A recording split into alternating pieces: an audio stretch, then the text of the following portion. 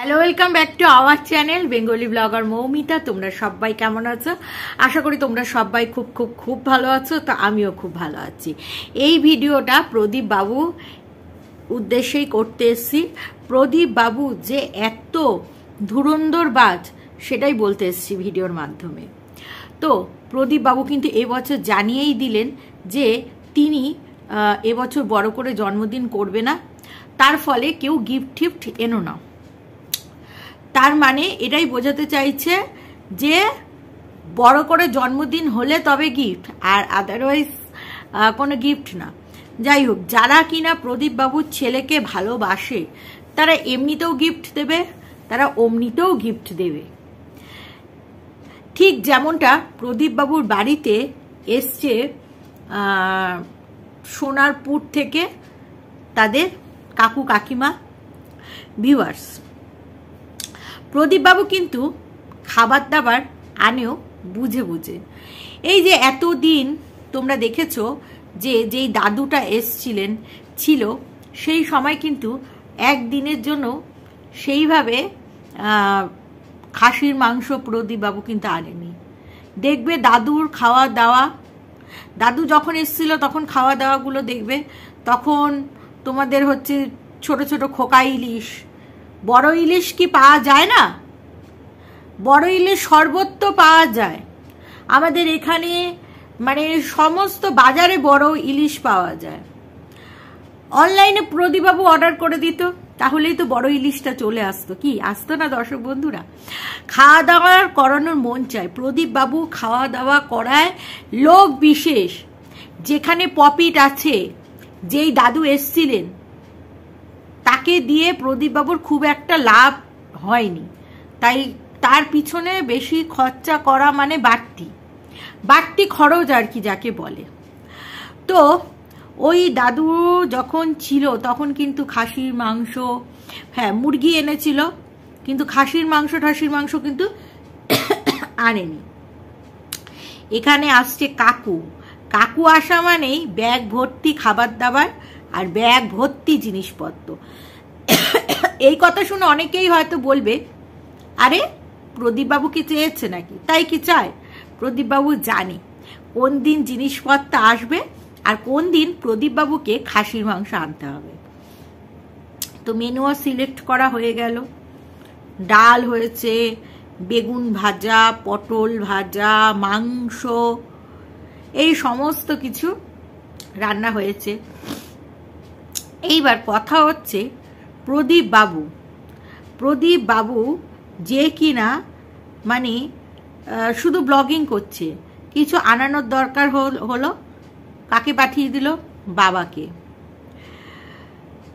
কিছুতে প্রদীপ বাবু বাবাকে পাঠিয়ে দেন। বাবাকে বেশ ভালো করে খাটিয়ে নেন, বাইরের কাজগুলো করিয়ে নেন এবং ভেতরের কাজ মাকে দিয়ে খাটিয়ে নেন। রান্নাবান্না সব সামলাবে মা, বাড়ির কাজ সেটাও সামলাবে মা। প্রদীপবাবুর একটাই কাজ, সেটা হচ্ছে ব্লগিং করা।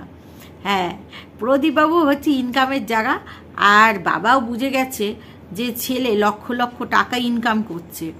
তো সেখানে আমার মাঠের চাষবাস করে কি লাভ হবে প্রদীপবাবুর বাবা ভাবছে।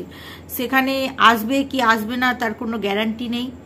এখন সেইভাবে লাভ আমি পাই না, ঠিক আছে। তারপরে প্রত্যেক বছর লাভেরও ঠিক থাকে না, চাষের কাজ বাবা খুব খাটনি। তার থেকে যদি প্রদীপ বসে বসে ইনকাম করে খাওয়ায়, আর এত টাকা, যোগ্যতা ছাড়া আমরা এত টাকা এত জিনিস পাচ্ছি, এটা তো ভাবার কল্পনার বাইরে। তো করুক, বা একটু কাজ করে দেবো। তো এত কিছু মেনু আসলো, তোমরা দেখেছো কি দর্শক বন্ধুরা যে ওই দাদুরকে সেইভাবে, মানে দেখো জামা কাপড় সে তো ঠিক আছে, দাদুর সাইজও মানে একদম কি বলবো চিন্ময়ের সাইজ, আর মানে কাঞ্চন চিন্ময় টাইপ, মানে রোগা টাইপের আর কি বলতে চাইছি, একদম রোগা পাকাটির মতন চেহারা। তো তার জামা কাপড়ের পিছনে খরচা নেই, কারণ বেশি দাদুর বয়সও হয়েছে, সেরকম দামি জামা কাপড়েরও সেরকম কোনো প্রয়োজন নেই, একটা মোটামুটি দিলেই হলো, ঠিক আছে। সেইভাবে দাদু মানে কি ভালোবাসে, কি খেতে চায়, সেগুলোর কিন্তু সেইভাবে নজর দেওয়া হচ্ছে না। প্রদীপবাবুর মা দাদু মোচার রেসিপি করতে চাইছে, এই সেই চাইছে, দাদু কিন্তু নিজেই পরিশ্রম করে রান্না করে কুটে বেটে এদের খাওয়াচ্ছে। তারপরেও প্রদীপবাবুর মায়ের মধ্যে একটা বিরক্তি ভাব, বলছে মন থেকে কাকা থাকো থাকো, যে কয়দিন থাকবে খাওয়াবো, কিন্তু মনে মনে প্রদীপবাবুর মা বিরক্তি বোধ করছে। অথচ দেখো এই কাকু কাকিমা যখন আসলো তখন কত হাসি প্রদীপবাবুর মায়ের, কারণ গিফট তো প্রচুর পেয়েছে, এদের তো লাভ আছে, ওই বুড়োকে খাইয়ে দেয় কি লাভ, প্রদীপবাবুর মা এরা সবাই পুরো প্রদীপবাবুর গোটা গোষ্ঠী ছেলেটাকেও বোধহয় ওরকমই তৈরি করবে। তো সবাই পয়সা চেন, এখন তো ছেলেটা বাচ্চা রয়েছে যাই হোক, কিন্তু ওই ছেলেটার যে বাচ্চা এখন ছোট বয়সে কথাবার্তা শুনতে খুবই ভালো লাগে, প্রদীপবাবুর ছেলের আদো আদো কথাবার্তা, কিন্তু কিছু হাবভাবগুলোও ভালো নয়। এই বয়স থেকে যদি না একে কন্ট্রোল করা হয়, বয়স যখন বেড়ে যাবে তখন কিন্তু এগুলো ভালো লাগবে না। আচ্ছা, জন্মদিনে কোনো গিফট নেবে না, অথচ কাকু কিন্তু আংটি এনেছে, কি সুন্দর হাতে গলিয়ে দিল, আর প্রদীপ বাবুদের পুরো বাড়ি পুরো হাসতে লাগলো। প্রদীপ বাবুর মা বাবা মানে ওদের যে চোখে মুখে যে লোভ লালসা ব্যাপারটা পুরো বোঝা যাচ্ছে, পুরো বোঝা যাচ্ছে। তারপরে তো জামা কাপড় এনেছে, সেটা প্রদীপবাবু বলল দেখাবে পরে। তারপরে আসি কিমা ওই সিক্রেট রুমটায়, হ্যাঁ প্রদীপবাবু বললে একটা বিশেষ দিন দেখাবো। কেন?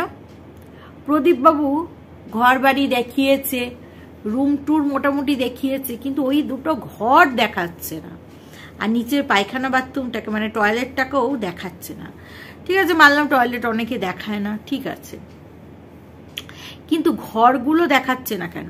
প্রদীপবাবু বলল ওই ঘর মানে দেখাবো, কখনো দেখাবো, মানে প্রদীপবাবু বলতে চাইছে ওই ঘরে কি বিশেষ মানুষ আসবে, বিশেষ দিনে বিশেষ মানুষ আসবে, তবে কি দেখাবে, কি আছে ওই ঘরে এমন। কিমা এমনভাবে বলছে যেন কিমা সব জানে, ওই ঘরে বোধহয় ওই রহস্য কিমা খুব ভালো করে জানে, নাহলে কিমার মধ্যে ওই ঘর সম্বন্ধে অত কনফিডেন্স আসলো কি করে, কি আছে এমন আমরাও জানতে চাই, যে ওই ঘরটা এত আরো ঢাকু ঢাকু কেন প্রদীপবাবু, কি আছে ওই ঘরটা এমন, কি আছে এমন যে ওই ঘরটা দেখাতে এত সমস্যা, কেন দেখাতে পাচ্ছেন না, আমরাও জানতে চাই। কেউ কি থাকে ওই ঘরটাতে? যদিও বা বাইরের কোনো লোকজন আসলে প্রদীপবাবু যার আশা আমরা করছি, মানে একটা মহিলার আশা, মানে কি ওই মহিলা আসা যাওয়া করে, সেটা তো আমরা ফাঁস হয়েই যাচ্ছে। মানে প্রদীপবাবুর খুব কাছের মানুষ একটা টিম তৈরি করেছিল না মেইডামকে নিয়ে, তো সেইখান থেকেই কিছু কিছু দল ভেঙে মানুষ চলে আসছে, বেরিয়ে আসছে, আর বলে দিচ্ছে কুকীর্তি আকীর্তির কথা। তো একটা মহিলা তো আসা যাওয়া করে, তাহলে কি শুধু কি মিনাই পরকিয়া করে? মিনা পরকিয়া করে ঘর ছেড়েছে, আর প্রদীপবাবু ঘর ছাড়ার পরে পরকিয়া করছে। কিন্তু এখন যেটা শুনতে পাচ্ছি যে বউ থাকতে প্রদীপ বাবুও নাকি ইন্টুকুলুকুলু করতো গাড়ি নিয়ে, মানে প্রদীপ বাবুর পরকিয়াটা ছিল, বাট ওটা পুরো বউয়ের ঘাড়ে দোষ দিই, মানে মেয়েদের যেটা হয় আর কি, মেয়েদের ঘাড়েই তো বেশি সমাজে দোষ টোষটা হয়, তো পুরো মেয়েদের ঘাড়ে দোষ চাপিয়ে প্রদীপবাবু পুরো হাত পা ঝাড়া হয়ে গেল।